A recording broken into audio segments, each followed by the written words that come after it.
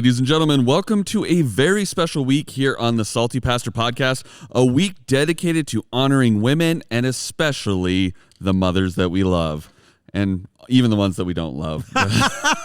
Just kidding. Wait a second. Are there mothers? We love all mothers. Really? Do we? Okay. I think it's kind of biblical. We're supposed to love mothers. But we do. We love all of our mothers. On occasion, there's somebody who says, man, I can't stand my mother. Yeah. We don't have to like them, but we do need to love them.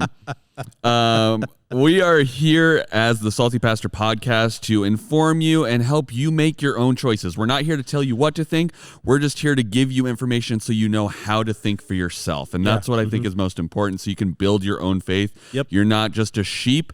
You can go out and make your own choices. We're having all of these discussions to help you cultivate your own discussions amongst your family and your friends, and that's what the Salty Pastor is all about. And we can't do this podcast without our very own Salty Pastor, Dr. Douglas Peak. Well, thank you. Welcome, everyone. This week is a special week because we're going to dedicate it solely to women.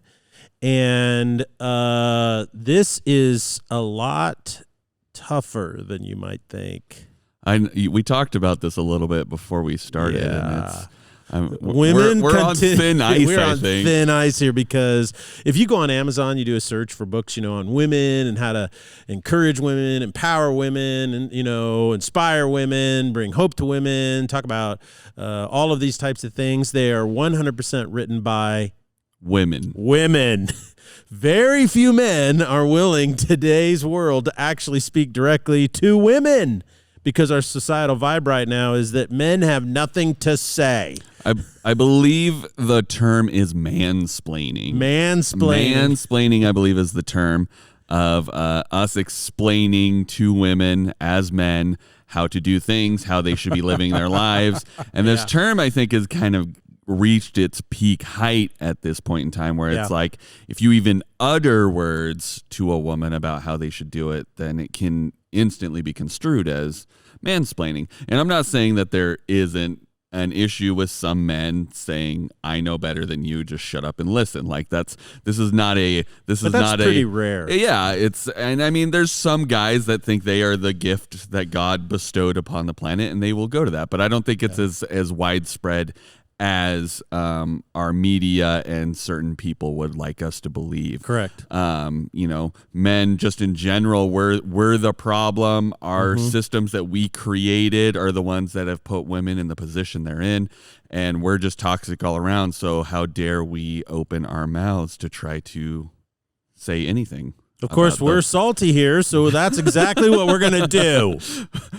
When have we ever followed the culture here on the Salty Pastor? So, Pastor Doug, why are we talking directly to women? Why are we jumping into this giant salt vat? Well, because I think that there's so much misinformation. There's so much the vibe that's out there right now is just completely false. Right now, these are the best of times. You could say, but the worst of times, to quote Dickens, for females. On the one hand, they're the best of times. Females have the greatest freedom, even in America, by every objective data analytics. Women have more freedom, more opportunity, more open to success. They control more sections of the economy. Have more influence over how dollars are spent, more over education, more over everything than any time in history in any society. They have the greatest amount of freedom. They also have the greatest amount of health care. I mean, a lot of people don't realize is that just in the last 100 years, and a lot of these things were developed in America, have brought tremendous freedom and quality of life to women. For instance, the development of feminine hygiene products was a big technological advance. Right. The development of the pill so that women could choose at what point they would have children. And so they have more options for freedom, more access to health care than ever before. Their opportunity is higher. More women graduate with honors from high school. More women go to college. More women graduate with honors. More women have master's degrees by a large margin. Most women now, when they get out of college, up until the point when they're like 35, earn vastly more money than their male counterparts. So on the one hand, it's the best of time ever for women. And I would go so far as to say this: it will never get any better. It will never get any better. A lot of times people say, oh, things are so great right now, and we know we can improve. How? We can't improve it, because once you move past the opportunity and freedoms that you have now, what's happening is now all this other stuff is bubbling up to the surface that's starting to reverse the freedom and opportunity that women have. And that's because people are trying to pursue utopia. Right. And utopias always become dystopias. And it's starting to happen because even though these are the best of times for women, it's also the worst of times for women. And I say that when psychologists and psychiatrists and sociologists, excuse me, study women and they do blind studies and they really try to dig in, they find out that females today report some of the highest levels of unhappiness in recorded history. So women have more opportunity, they have more money, they have more better health and access to health care and so forth, but they're also becoming more and more unhappy. So that was your Dickens quote of best of time, worst of times. Yep. So, I mean, I kind of see this because it's like they're getting all these conflicting messages. It's like women need to be empowered. They need to pull themselves up. They need to have all of this, like, you need to do better. You need to be more confident. You're a strong, powerful woman.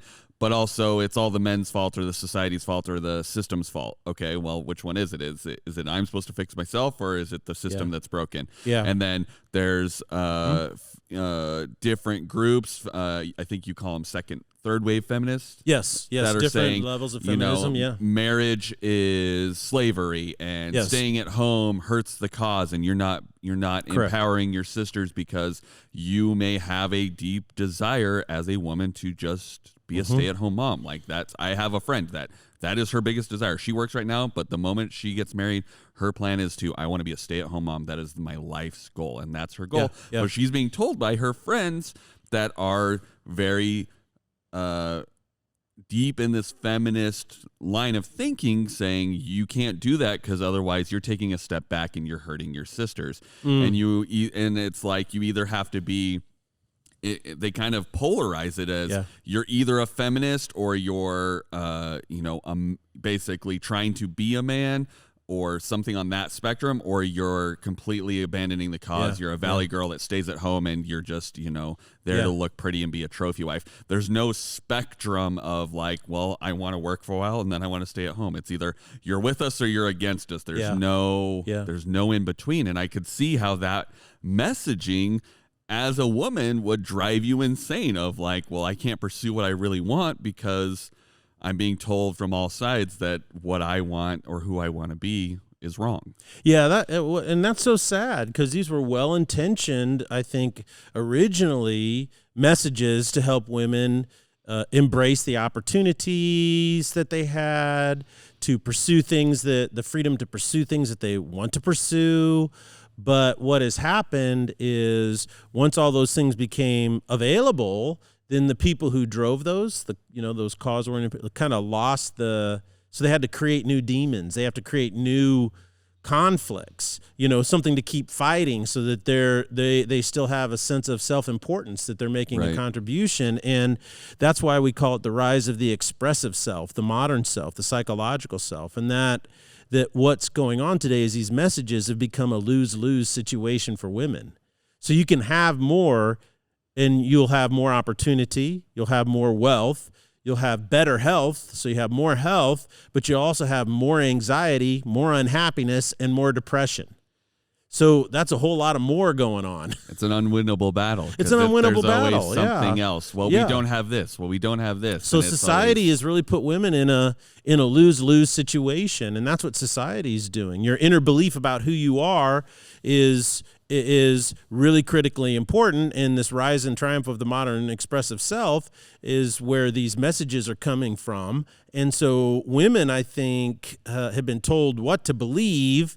Many women subconsciously believe these things, and therefore they're very unhappy. Right. Well, everything we do comes from the New Testament, the testimony of Jesus.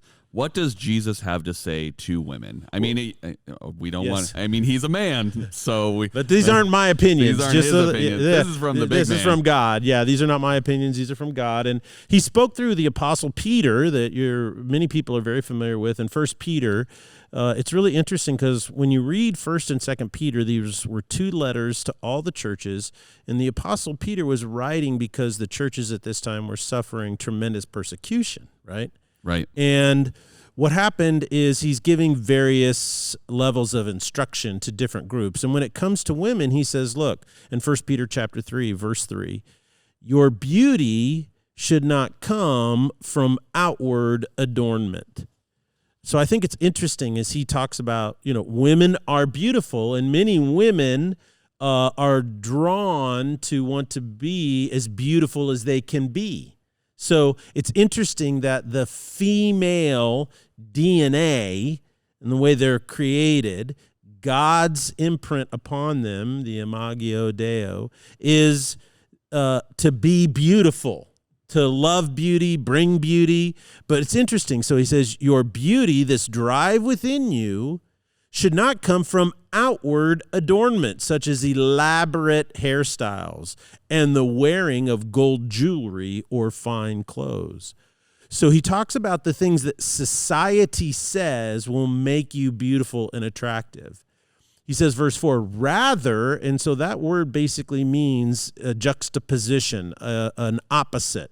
So rather, it should be that of your inner self, the unfading beauty of a gentle and quiet spirit, which is of great worth in God's sight. Now, what's interesting is that what a feminist will do is misinterpret this and ridicule it. And they'll say, well, that's just men telling women to sit down and shut up, which is not true. That's complete misinterpretation of what he is saying. He says, verse 5, this is the way the holy women of past who put their hope in God used to adorn them. And so in verse 5, what he's saying is, look, this is the way the holy women of the past. Who do you know in the past? You always remember the most famous, the most influential, the most powerful, right? Right. That's who you remember. No, nobody remembers Eunice, who lived in 1532, who lived on a farm her whole life and had no kids. Right. Nobody knows that. People are like, well, you remember the famous people because they were an integral part of historical change. And so you look back on these figures, that had this massive influence. And so he's saying the women of old had huge influence. You know who they are? How? Because they put their hope in God and they adorned themselves differently.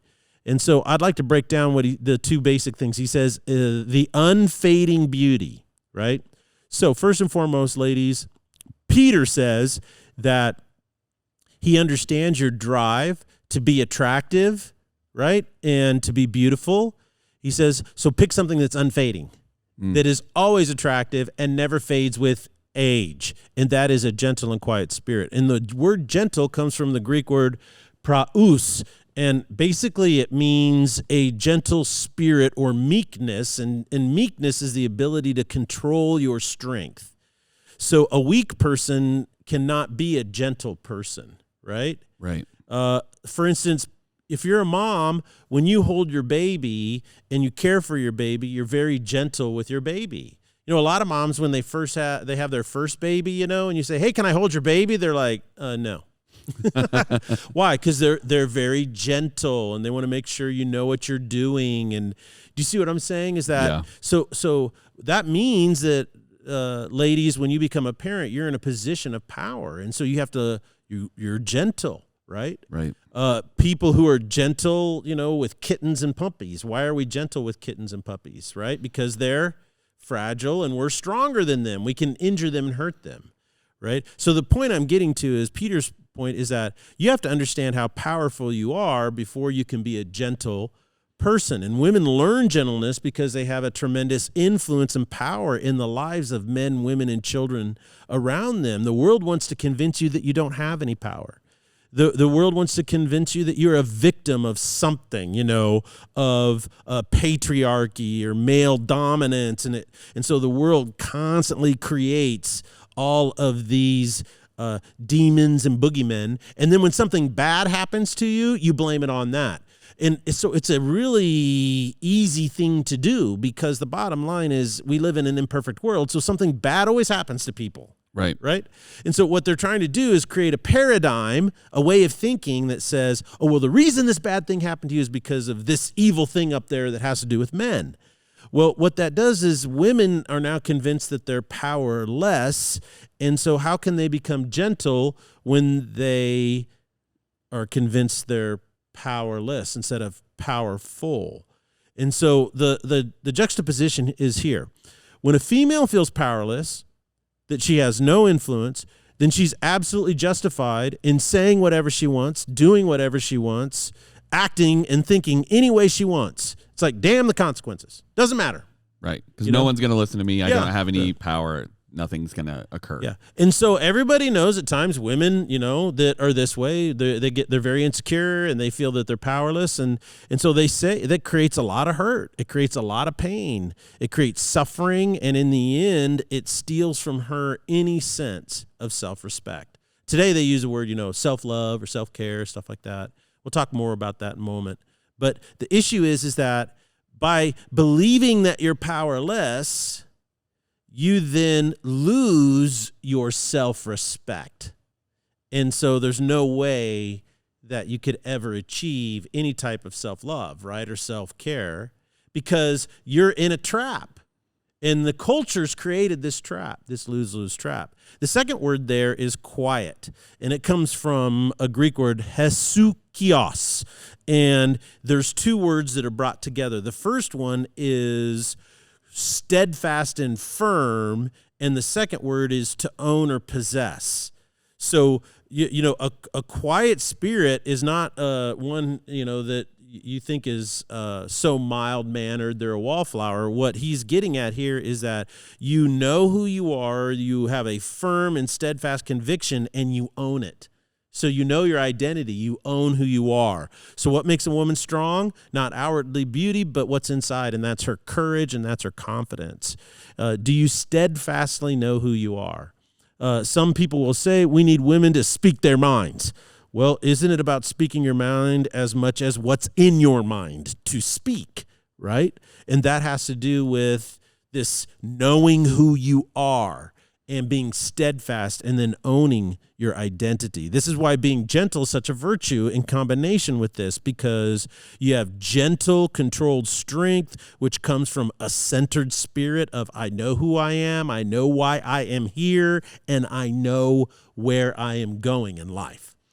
Well, and it continues on what we've been talking about of like the culture's kind of always giving you conflicting messages all the time, where it's like, well, we want you to be empowered, but only empowered in our way. Like, you need to think about yourself the way we want you to think about yourself, as someone who doesn't have to be with a man, doesn't want to be with a man, doesn't want to have kids, doesn't want these things. So be empowered as long as you're empowered our way. Right. Mm-hmm. Or they ask them to do everything. They're like, well, you should be a mom still, and you should get married, but you should also you should also be working out of the house. You should also be doing a fitness plan. You should also be serving with a charity group. You should be doing all of these things. And that's the expectation is you can't just be you.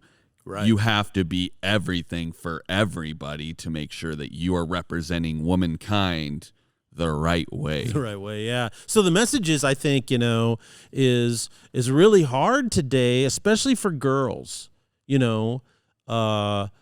because what happens is we start off telling girls in elementary school, dream a dream, be whatever you want, but then subtly people start telling girls, usually other women, that when a girl says, man, I want to meet a boy and fall in love, no, you don't. You don't want that. Men are bad. You say, oh, well, I think I'd like to do. No, you really don't want to do that. It's really interesting. There's a study out that has come in the Nordic countries, which Finland, Sweden, and Norway. And really interesting in that is that these are homogeneous groups. So ethnically, they're just basically one ethnicity. Right. They're not real big. They're less than, 10 million people in each one. And so they're not big countries. We visited them. They're gorgeous, beautiful. In the summertime. In the wintertime, it's dark and frosty. Cold. Yeah, but in the summertime, it's great. It's beautiful. And so one of the things that's really interesting is that they codified in law equality of men and women, that you have the freedom to pursue anything you want and so forth. And it's worked really well. And what is interesting is that the more they have pursued equal opportunity for men and women have chosen things like mathematics and engineering and STEM fields less and less and less. And they're self-selecting now to do the things that they want to do, and that is they love psychology and teaching and nursing, things that have to do with people. And this comes out of the fact that it has been proven over and over and over again is that in general, now there's exceptions, but in general, men are more interested in things, and women are more interested in people.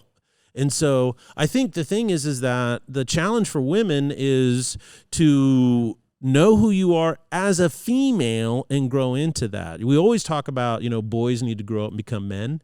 Well, in the same way, I think women need to, girls need to grow up and become women.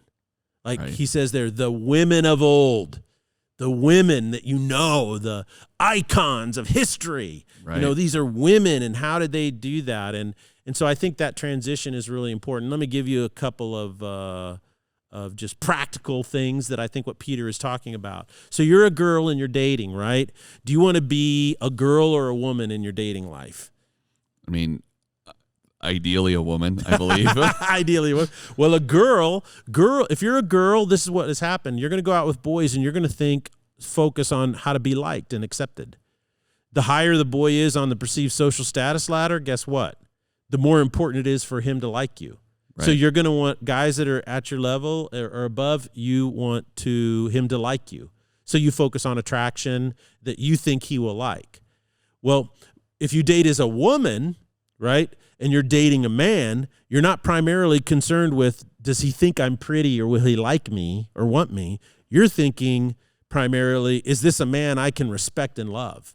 Is this a man I can respect and love? And so it's really interesting how often I will meet women that are just, from the world standard, impeccably achieved women. Women super smart, law degrees, physicians and doctors and surgeons and, just people who are really accomplished, right? And they start dating a guy, and they date like girls instead of like women. And the biggest thing that they do is there's these massive red flags that crop up, and you know what they do is they dismiss them. They rationalize them away. And you're thinking, okay, always remember, if you're dating, date like a woman, not a girl. And that means be concerned with, is this a man I can respect and love? I know he has flaws, but am I going to lose respect for him? And here's what happens. You see, when girls date, they usually marry boys, not men.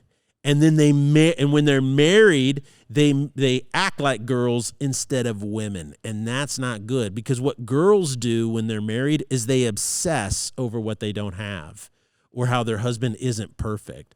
So they're never at peace, they're never satisfied, they're never happy, because they always expect a level of something that they're never able to achieve in their marriage. And so what do? Is they try to change. And if they can't get change, then that means this isn't real love. Right. So, and you can see that is not a recipe for success. That's a recipe for what? Disaster. But when a woman is married to a man and she acts like a woman and thinks like a woman, she says, I'm going to see the good. I'm going to maintain my desire for a deeper, stronger marriage, but I'm not going to let my desire for more become my relational expectation. And if I don't get it, then that gives me a right to be angry and upset as a woman or as a female. So in your marriage, it's a very important thing is that you don't want to think like a girl and have an attitude of a girl. You want to think and have the attitude of a woman, a mature woman, because you're going to have a husband. 95% of all human beings on the face of the planet, regardless of religion, ethnicity, socioeconomic status, or anything else, get married. Right. So you're going to have a husband. And guess what?